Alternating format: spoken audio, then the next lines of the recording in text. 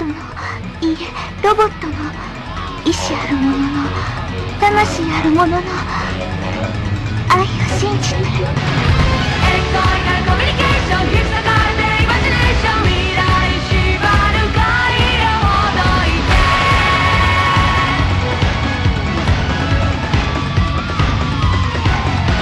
近頃の流行りのデジタル制御、マルチメディアにグッモーニング、ちょっとしそうな頭を抱えて、君の声も消えてしまいそうさ。そこはほらしびれる電波、忘れた夢がさまよう。知らないうち時は過ぎてゆく。君の中に僕はいる。帰る場所探してる。未開あの遺伝子を波に乗れるもなく、二人だけのシグナル盗み出してトマトを。エレクトリカルコミュニケーション、引き裂かれてるイマジネーション、誰にも邪魔させない。スパークしてるロックアクション、打ち砕けメディテーション、狂った今を焼き捨てたい。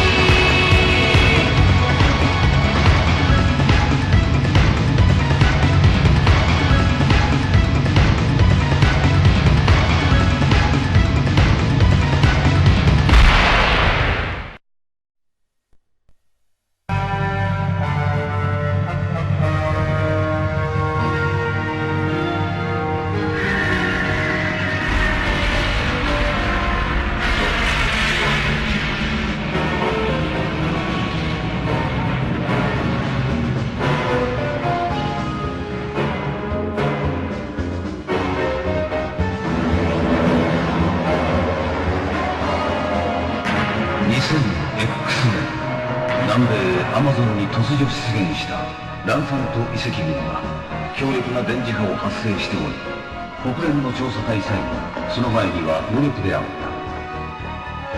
数年後、調査に向かったドクター・ワイリーは遺跡の中心にある謎のピラミッド、月の神殿でスーパーコンピューターラムーンと出会い、そのパワーを利用し電磁波による地球征服を宣言したのだ。それを知ったロックマンたちは月の神殿へと向かった。この地球を守るために。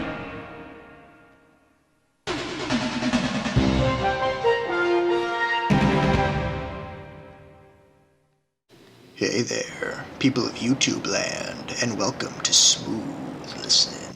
Today we're doing a commentary of Super Adventure Rockman with your host, the Mega Fan Man. We open up with Dr. Wily, presumed dead after the events of Mega Man 3, but considering this game's shaky canon, who really gives a shit when he died and when he was considered alive again? We're opening up with Dr. Wily about to commit mass murder on UN pilots, only trying to investigate the situation. What a dick. Okay, no more of that voice.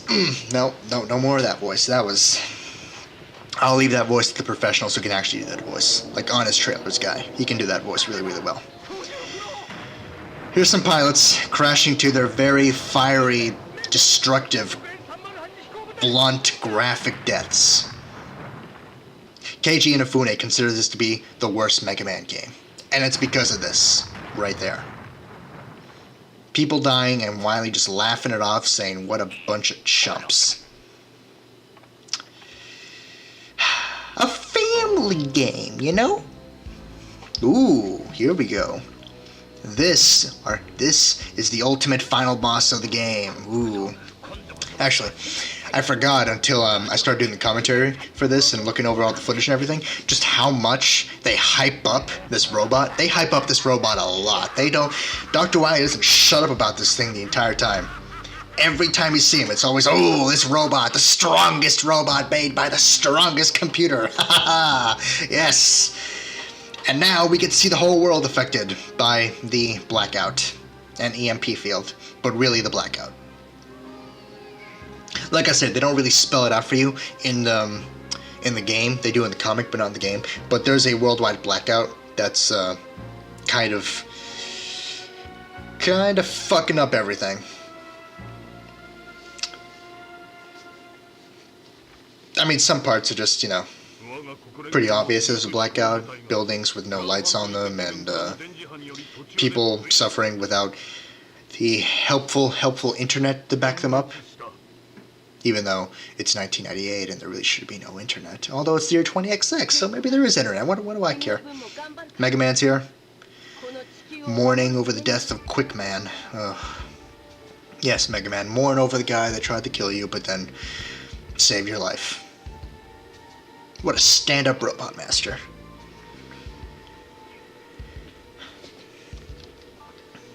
So, to begin with, I'd like to share some interesting facts with you lovely people. Did you know that there is actually a real Temple of the Moon in real life? Yes, not that surprising once I figured out what it actually was.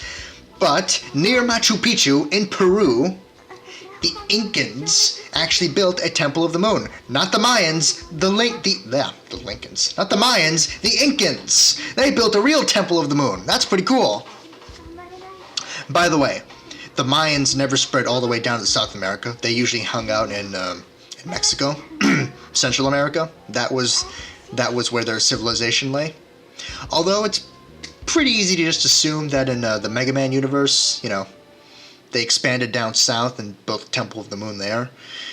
We're actually going to find out Ramon's backstory later on in this episode, so, given the alternate history this game depicts, not that impossible to think that this version of the Mayan civilization would have built a Temple of the Moon as far south as Colombia. So, And here's Proto Man. Hey, Proto Man, brother of Mega Man. He dropped his shield. Now I know this game really is non-canon. Blues would never just drop his shield. He never does. Even when he gets chopped in half by King and Mega Man and Bass, he's got that shield nearby him. I think. I remember it being that way. Even chopped up, he's got that shield right by him. He wouldn't just leave it. Although considering that we can actually pick it up and use it, I guess he would just leave it just to help us out secretly. Depending on the choices you make here, you can pick up a couple of item boxes here right in the beginning and track down Blues' shield. You can actually keep Proto Man's shield for yourself and use it in gameplay. When you use it in gameplay, it automatically reduces the damage you take by all enemies and bosses down to 1%. So each and every boss's attack does a significant amount of percent damage to you. 8%, 10%, 20%, 50%, whatever. All those high percentage numbers. Having the Proto Shield with you is going to reduce all of that, I believe, every bit of it, down to 1%, which is pretty incredible and pretty game-breaking. So don't forget in the beginning of this episode to pick up the Proto Shield. Very, very important you do that. Mega Man's first threat, a flock of Pippies. They were annoying in Mega Man 2, they are just as annoying here. Actually, I'm also very happy with this dubbing thing that I did, because I got to learn the names of a whole bunch of the Mega Man enemies. So that's pretty cool. Oh, here we go. The Woodman section. The section that calls into question all that continuity stuff. See, Woodman and Shadow Man, they were close. They were like bros. They were bros. He was different from the rest. He can't be rebuilt like us. What the fuck does that mean? Shadow Man shows up later. I think he shows up in Mega Man The Power Battles or Mega Man 2 The Power Fighters. If that's the case, then he can be rebuilt, fucking Woodman. What are you freaking out over? By the way, that mouse there was from the original video. Apparently, the person that recorded this originally accidentally moved the mouse a little bit there, so that's pretty funny. But what are you talking about? He can't be rebuilt. I mean, I'm glad in this game that they keep to this continuity, because when we actually get to the point later on where all the Robot Masters take on Mega Man at the same time, Shadow Man isn't there because Shadow Man is dead. But what do you mean he can't be rebuilt? He can be rebuilt. Maybe he won't have the same personality, but because, maybe his ice seed ship was fucked up, which is a big thing in the comics for Mega Man. But what do you mean? What are you talking about? can't be rebuilt. Come on, Woodman, don't give me that shit. He can be rebuilt. They can all be rebuilt anytime they want. That's what makes the classic series all cuddly and cute and nice. Can't be rebuilt. Ugh. Come on.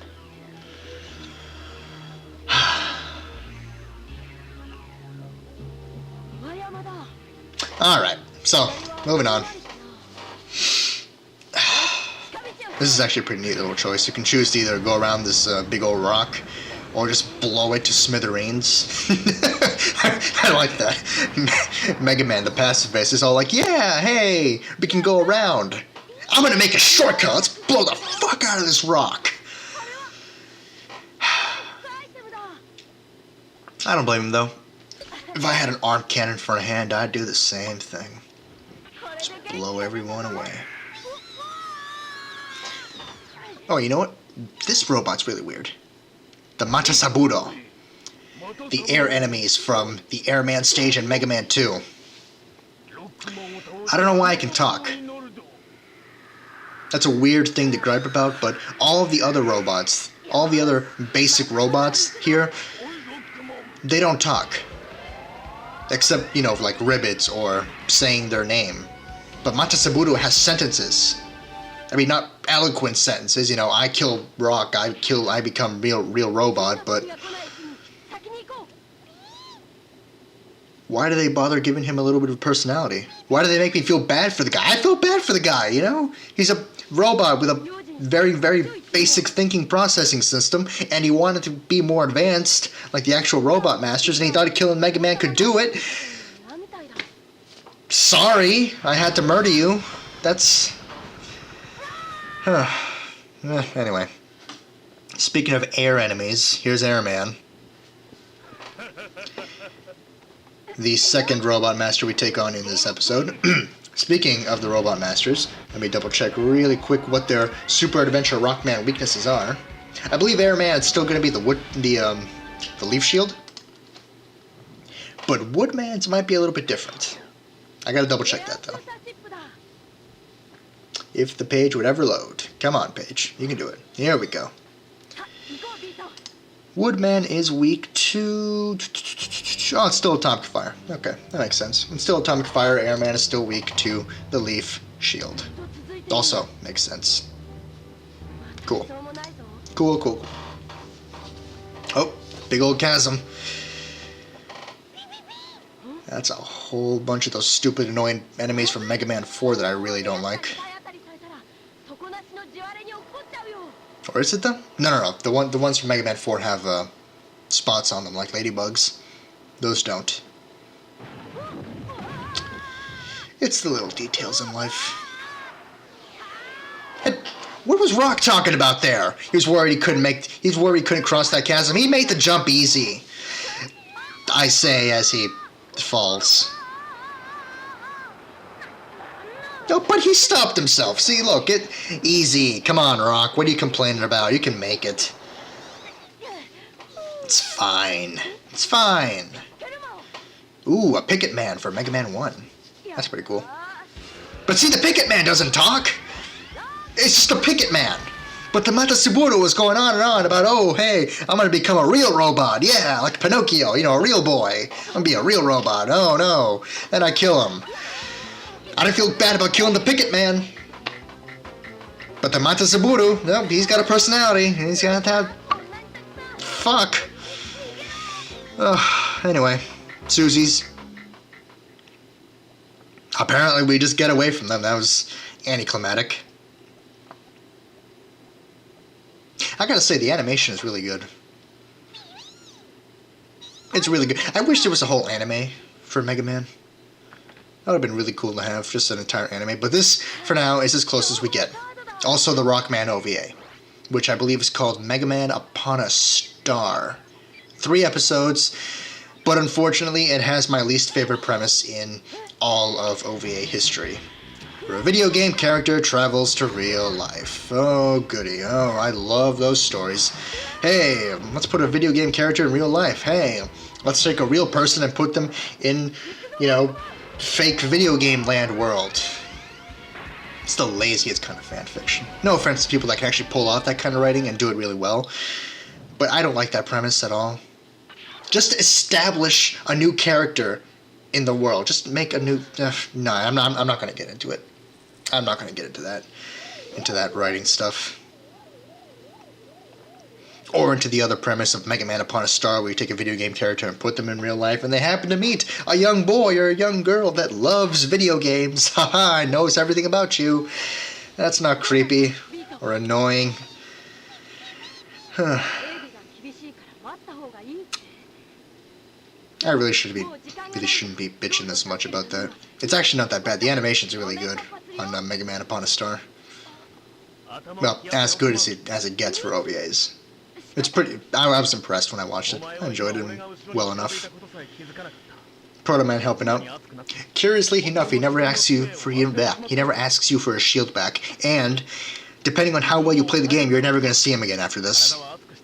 Because, like I mentioned in episode 1, a lot of the robot masters, when you die to them, you don't actually have to start over from the very, very beginning of the episode, which would suck, because like I said in episode 1, you have to rewatch all the cutscenes again and do all that stuff again. Or, I don't know if I said that in episode 1. Maybe that was a different take. Well, I'll say it again here.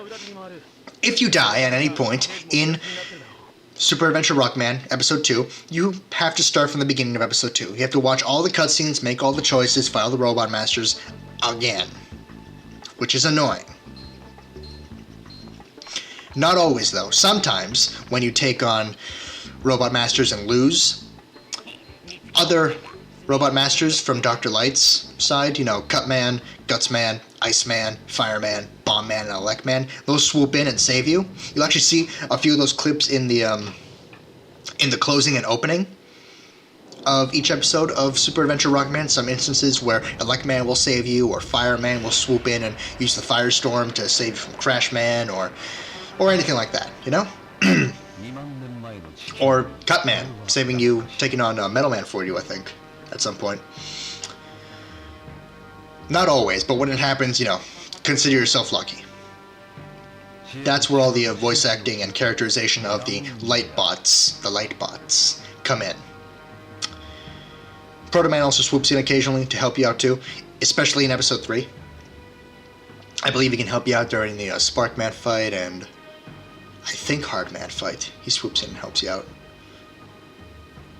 I think so. Yeah, probably. They also swoop in to help you out if you make bad decisions. You know, if you make a decision that makes you fall into a pit, maybe Iceman will swoop in and save you. If you make a decision that could lead you to death by the hands of some Metools, then maybe Cutman will jump in and help you out, you know? Just because you make one bad decision or lose to one Robot Master fight is not the end of the world. I believe there is a limit to how many Robot Master fights you can lose, and after that limit, you die and you have to start from the beginning, but otherwise, don't expect one mistake to be your last. That's all I'm going to say. Meanwhile, on screen, the whole backstory of Raw Moon is being spelled out for you. Not the whole backstory, but enough to get you interested. Basically, Raw Moon appeared one day, humans came into contact with it, and then war broke out. With each other. Friends, not enemy nations, just people fighting against people. Raw Moon is allowing cruelty to beget cruelty. For a reason we'll find out next time.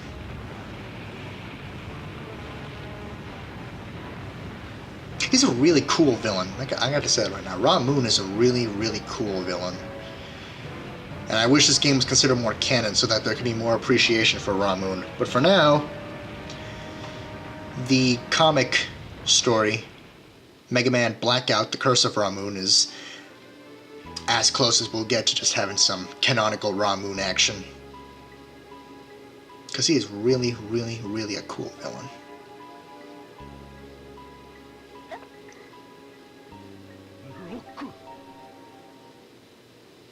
Oh, no pressure or anything, Dr. Exposition. Yeah, thank you. Speaking of Dr. Light, there was so much exposition in episode 1. All that typing I had to do, that was annoying. Typing and translating and shortening and trying to simplify things to as much as I possibly could, but wow. Dr. Light made my job very, very difficult. ここで戦ったらもっと集まってきそうだ。逃げる方がいいか。 Anyway, the whole point of this episode is for Mega Man to try to make it to the Temple of the Moon. The whole point of episode 1 was for Mega Man to try to make it to the ruins in the first place, and all of episode 3 is going to be Mega Man traversing the temple itself. Like Link in Legend of Zelda, Mega Man is going to be dungeon diving. Oh no. Bombs. It's too bad for Mega Man though, he's going to have to take a trip down to the caves. Take the long way around. It's pretty funny. Beat was trying to lift Mega Man up there and trying to make sure he doesn't fall in the pit. Ironically, that's exactly the ability Beat is going to have in Mega Man 7 onwards. With the power of a Beat whistle, Mega Man can be able to call upon Beat when he falls into a pit, and Beat will swoop in and save him from the pit. But not here, apparently. Beat apparently is not strong enough yet, which I guess means it takes place before Mega Man 7, but after Mega Man 2, and maybe after Mega Man 3, and Mega Man 4 is not a factor at all, I guess, because...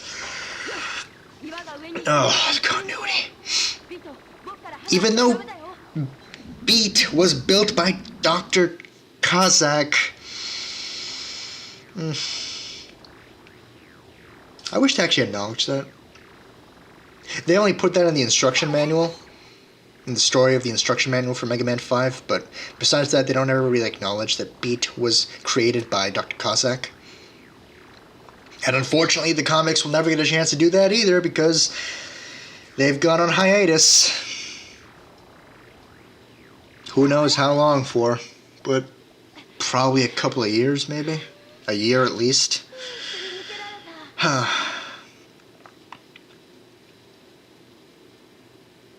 Anyway, squad of Batauntons.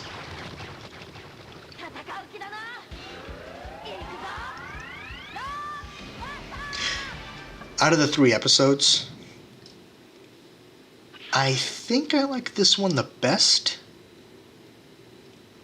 I mean, the 3rd episode has a lot of good stuff too, but I think A Struggle to the Death Wily Numbers is my favorite one. I do enjoy that Mega Man has a little bit of character growth here. We saw earlier that he wanted to charge in head first, as he does in most situations, but Proto Man managed to set him straight, and Mega Man actually started playing smart. So, and it's something he's going to continue to do in episode 3.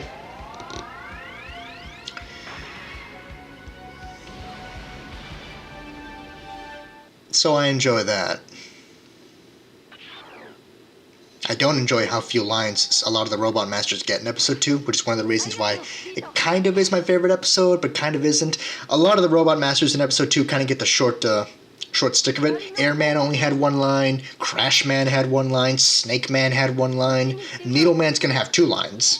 So, good for Needle Man. Gemini Man thankfully makes up for it in the end, but Oh, this is kind of funny. And it's actually brought up in the comic book. I don't mean to keep bringing up the comic book, but Dr. Wily mentions to Raw Moon at one point making a Met tool with a rice cooker function. And these aren't Met tools with rice cooker functions, but these are Met tools with rice cookers, which is... it's pretty adorable. In the same game where they kill off humans and have pilots crash to their doom, we have cute Met tools with rice cooker function, so... Gotta love Mega Man. It's a family video game. Oh, fuck, that's gotta hurt. Needle Man just impaled Mega Man with his needle. Ugh. And the needle cannon does a lot of damage, so I can only imagine just how much those spikes at the end, which normally kill you in 1 hit, did to Mega Man there.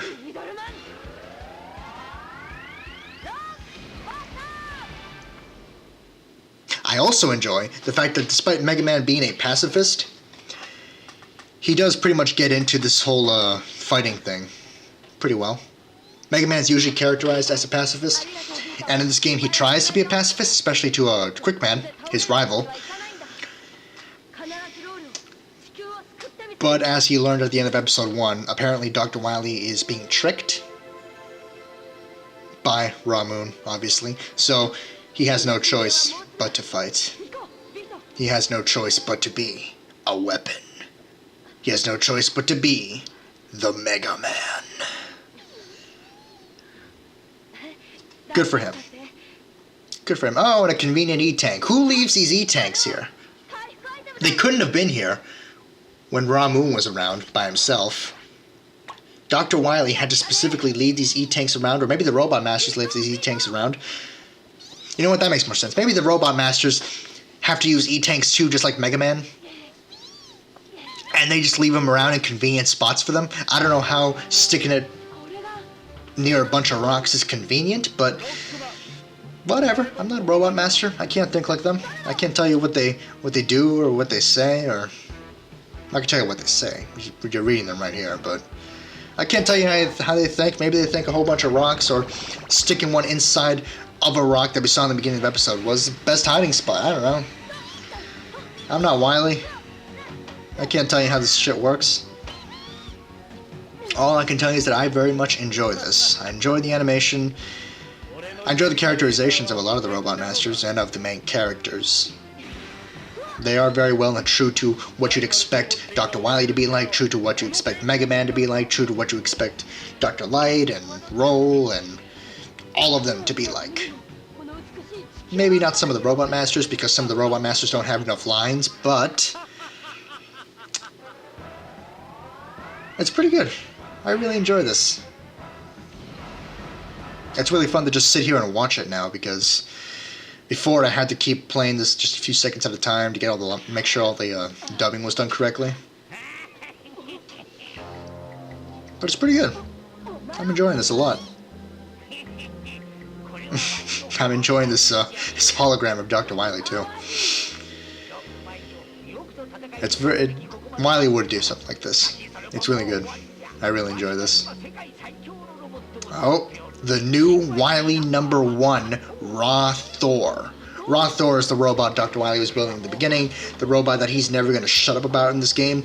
And every time we see him here in episode 2, which is only technically twice, but still, well, 2 or 3 times, but still,